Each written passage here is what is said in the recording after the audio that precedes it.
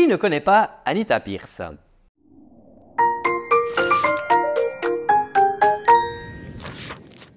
Dans notre église, nous avons choisi comme thème, ces derniers mois, « Choisis la vie ». Alors, pour mon message de hier, j'ai pensé au livre « Choisis la vie », écrit par Anita Pierce. En le lisant, j'ai découvert des pépites que j'aimerais partager avec vous. Tout d'abord, Anita commence son livre avec l'histoire d'une personne. C'était une femme très ordinaire, l'épouse d'un pasteur à la retraite. Elle était très courbée par l'arthrose, mais elle insistait pour aller 2 fois par jour en boitant s'asseoir auprès de celui qui était son mari depuis plus de 50 ans.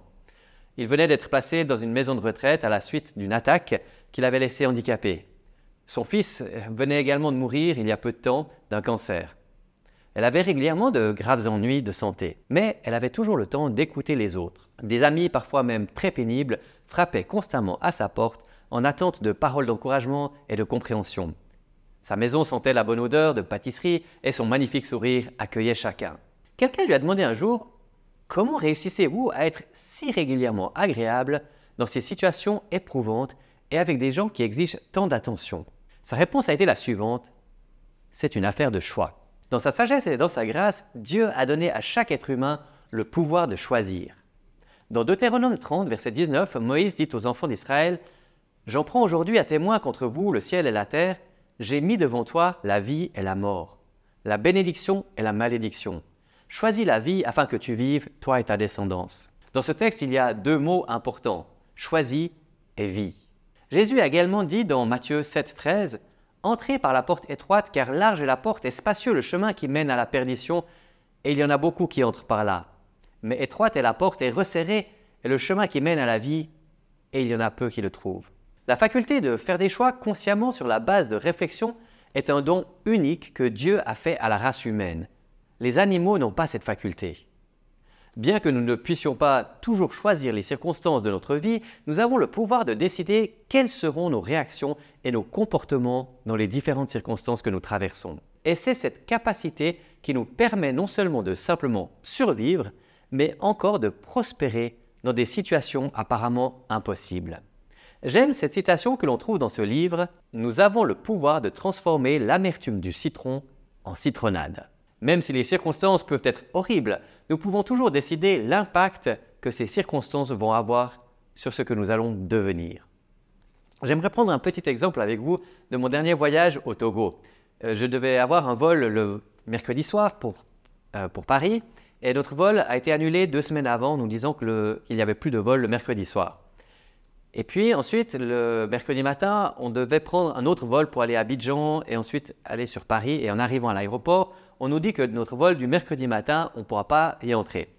Alors, on avait le choix, et j'avais le choix, personnellement aussi, soit de me fâcher, soit d'accepter la situation comme elle venait.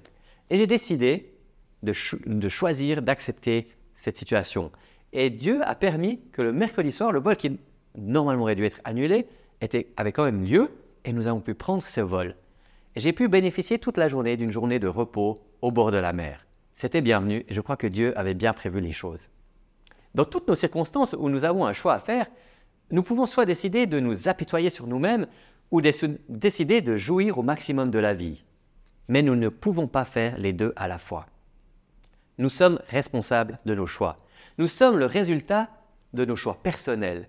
Nous ne pouvons pas blâmer les circonstances, le gouvernement, notre famille, notre femme ou notre mari, ni qui que ce soit pour la personne que nous sommes. Même si parfois les circonstances de la vie peuvent influencer sur mon caractère ou sur mon bonheur, finalement la personne que je deviendrai sera celle que je décide d'être. Je suis aujourd'hui le produit de mes choix de hier, je serai demain le produit de mes choix d'aujourd'hui. Certains pourraient dire « mais vous ne comprenez pas la difficulté de ma situation ». Je peux vous dire que même dans les crises les plus graves, nous avons le choix de réagir positivement ou négativement. Stephen Covey a écrit « Notre conduite dépend de nos décisions et non des circonstances. Ce n'est pas ce qui nous arrive, mais notre réaction à ce qui nous arrive qui nous fait mal. » Paul et Silas nous donnent un excellent exemple du fait de choisir des réactions positives face à de graves difficultés. Ils avaient prêché dans la ville de Philippe, où une jeune esclave possédée par l'esprit de divination avait été libérée par leur ministère. Les maîtres de la servante étaient furieux. Ils avaient fait arrêter les 2 hommes qui avaient été fouettés et jetés au cachot. Le manque de confort de Paul et Silas dans l'obscurité d'une prison malodorante, avec le dos en sang et probablement sans nourriture ni toilette, est difficile à imaginer. Mais Acte 16, 25 nous dit « Vers le milieu de la nuit, Paul et Silas priaient et chantaient les louanges de Dieu. » Paul et Silas avaient décidé de prier et de mettre en Dieu leur confiance. Leur chant provenait de leur connaissance de Dieu et de leur choix de se réjouir dans le Seigneur malgré leur détresse. C'est toujours à nous de déterminer notre attitude envers la vie, le travail ou la famille.